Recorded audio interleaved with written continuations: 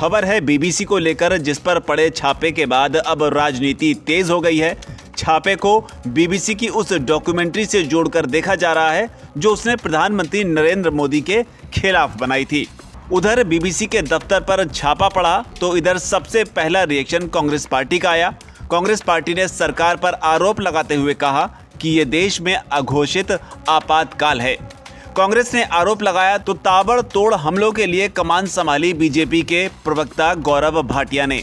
उन्होंने तुरंत एक प्रेस कॉन्फ्रेंस की और इस प्रेस कॉन्फ्रेंस में ऐसे हमले किए जिसे सुनने के बाद फिलहाल कांग्रेस के खेमे में सन्नाटा है। बीबीसी के अगर कृत्य देखें, जिसके उदाहरण मैं आपके समक्ष अभी पेश करूंगा, तो ये पूरे विश्व की सबसे भ्रष्ट बकवास कॉरपोरेशन हो गई है।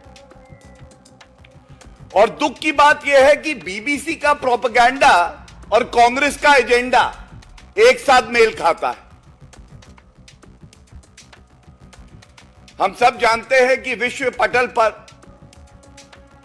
किस तरह से श्री नरेंद्र मोदी जी के नेतृत्व में भारत आगे बढ़ रहा है, G20 की अध्यक्षता कर रहा है। बहुत सी ऐसी शक्तियां हैं जिनको ये बिल्कुल नहीं भाता है। और जब जब भारत आगे बढ़ता है तो ये एजेंसियां हो या राहुल गांधी और कांग्रेस पार्टी और जो राजनीतिक दल विपक्ष में है, उनको बड़ा दर्द होता है। सबसे पहले तो बीबीसी का जो इतिहास है कलंकित, काला, द्वेष भावना से भारत के खिलाफ कार्य करने का रहा है। और कांग्रेस पार्टी को सबसे पहले तो यह याद करना चाहिए किस तरह से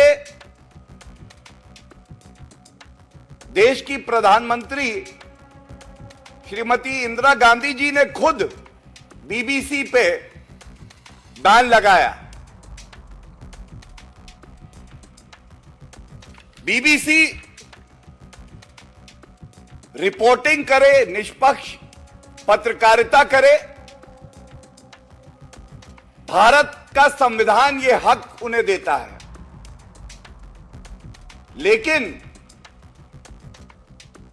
किस तरह की पत्रकारिता की आड़ में एक एजेंडा आगे बढ़ाया जाता है, वो मैं आपके समक्ष रख दूं। There is a reporting that was done by the BBC in a program. They unleashed the most venomous attack against our country. The program presenter referred to a commander of a terrorist outfit operating in Kashmir as charismatic young militant. एक आतंकवादी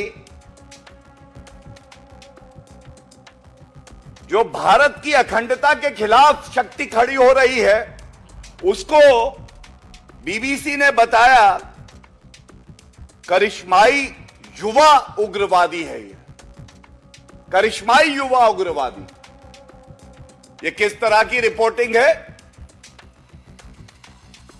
आप भारत में कार्य करना चाहते हैं और भारत के संविधान को तार तार करते हैं, भारत की अखंडता को चोट पहुंचाने का प्रयास करते हैं।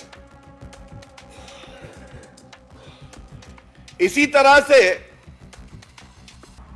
पूरे विश्व में भारत अपनी संस्कृति, अपनी विविधता के लिए जाना जाता है। यहां क्या त्योहार हैं, सबके क्या भाव हैं, वो बिना जाने बीबीसी ने कहा Holi is a filthy festival.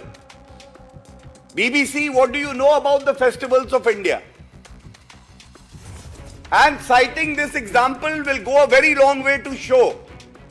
इसके अलावा गौरव भाटिया ने बीबीसी का एक और कांड याद दिलाते हुए कहा, एक प्रेजेंटर ने बेशर्मी से कहा था कि महात्मा गांधी भारत को 1942 में ही आजाद कराने में नाकाम रहे थे।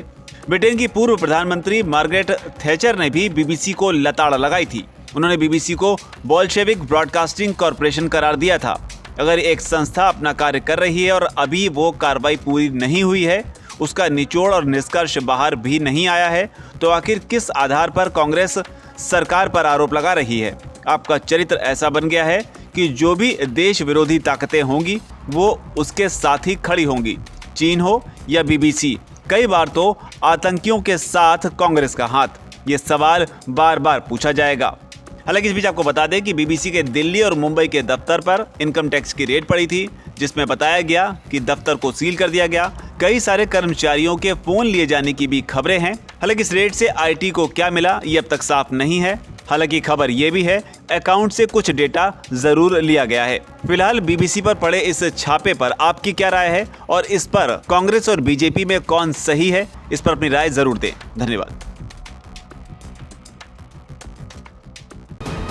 वीके न्यूज, राष्ट्र के नाम।